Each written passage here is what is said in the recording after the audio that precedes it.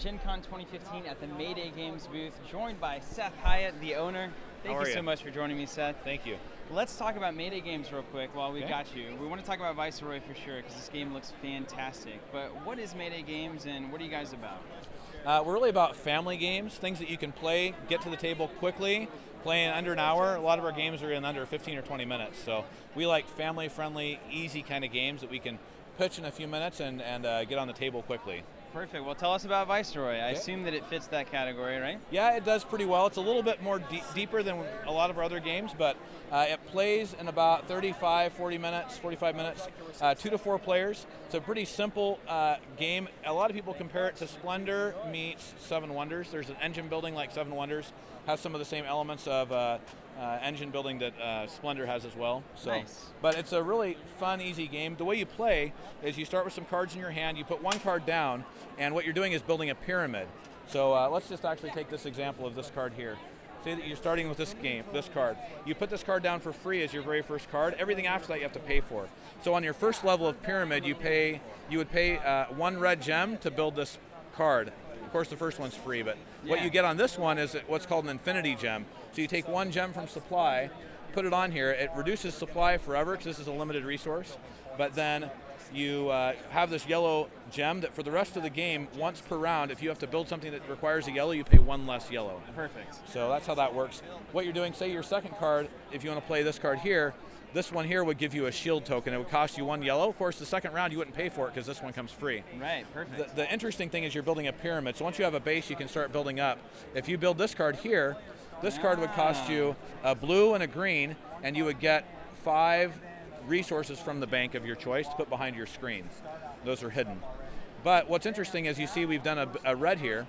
If you do a red circle, any color circle, you immediately take that color from supply and put it behind your screen. You get it for free. Beautiful. And at the end of the game, those score points for you.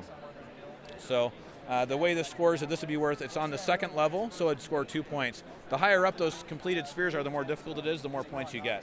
So the final scoring for the game is kind of like Seven Wonders. You've got this completed circles that are all of one color.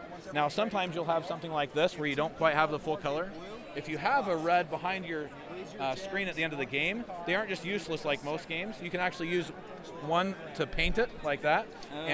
For each quarter you need 1 of that color to make it a complete circle. So you can score even after that, and the resources you have at the end matter.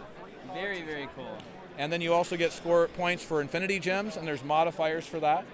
So there's also some law cards, which are rule breaker cards you can put down in your pyramid as well.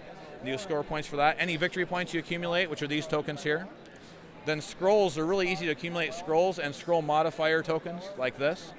Score those. Any completed scrolls, shields, and science tokens together, those will score you 12 points. And then you also have the sword, which you can use. There's an auction phase I'll talk about in a minute, but any of these that are unused at the end of the game are -4 to everybody else unless they have shields to cover themselves. Aha. So there's an attack element there too. Nice. But the way you get your cards though is a really unique bidding idea. What you have is you take out 4 cards, and everybody will look at these cards, decide what they want, and then they'll do a blind auction where you hold out 1 token. If I'm holding this out, I'm going for this blue card here. So I would get this card if I'm the only one with the blue. If 2 people have blue, then nobody gets it. You lose your token and they go back to the bank. Wow. You can do up to 3 auctions, and once you've done that 3rd auction, nobody gets anything at that point. But at any point you can say, I don't want to go for it, it's not worth it, this is too difficult. I'll hold out nothing and I'll get 3 resources from supply rather than a card. Wow, okay. So that's how you get your cards in your hand, and then you play them. Obviously the higher up in the pyramid goes, the more reward you get, and the harder it is to build as well. So, you know, one thing that I notice whenever I'm hearing you explain this game and I'm seeing these pieces is that this is going to be a very visually fantastic game as people are building these pyramids with these personalities on the cards there. So can you tell us a little bit about the flavor of the cards and kind of the world that this game takes place in? Yeah, so this game actually originated in Russia. We signed it last year in Essen in Russia from Hobby World, a great manufacturer in Russia. They actually have a game that's a collectible card game in Russia called Berserk. So this is part of the Berserk world. And Berserk has this amazing artwork with this collectible card game. It's been going on for years. We were able to get all of that artwork from Berserk's world on these cards. So every piece of art from each card is all unique. So it's a really neat, that's kind of where the flavor comes from. And of course the backstory of each player makes more sense if you played that game, but not many people here in the West have. So, but it makes the game really pop because of the quality of the artwork is outstanding. Yeah, it's beautiful. So we've seen a lot of games at GenCon. I know a lot of people watching this have seen a lot of games at GenCon or are looking at reports and reviews and all this. What would you say about Viceroy to those people that's get this one? If you're going to get one game, get this one. What is it about this one? I would say the replayability, the ease of play, and just the depth of strategy, because there's so many different paths to victory.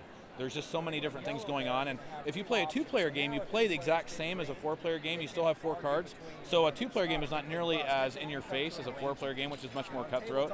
If some of these cards don't get bought in the first round, they actually slide up to a second chance auction. So in the next round, you would end up with, say, 4 new cards. If 2 people bid red, they both get a shot at either card. If they can agree on which one they want, then they each get a card. If they can't, then they lose their tokens. Nice. So you can actually talk and negotiate and lie and cheat and steal all you want before the auction to try to figure out what you want, or you can actually work cooperatively so everyone always gets a card. So there's, depending on the type of game player you are, you can customize that experience, which makes it really neat. Nice, Seth. Well, hey, thank you so much for taking the time. Thank you for coming by. It's nice to have you. Absolutely. This is Viceroy from Mayday Games at GenCon 2015.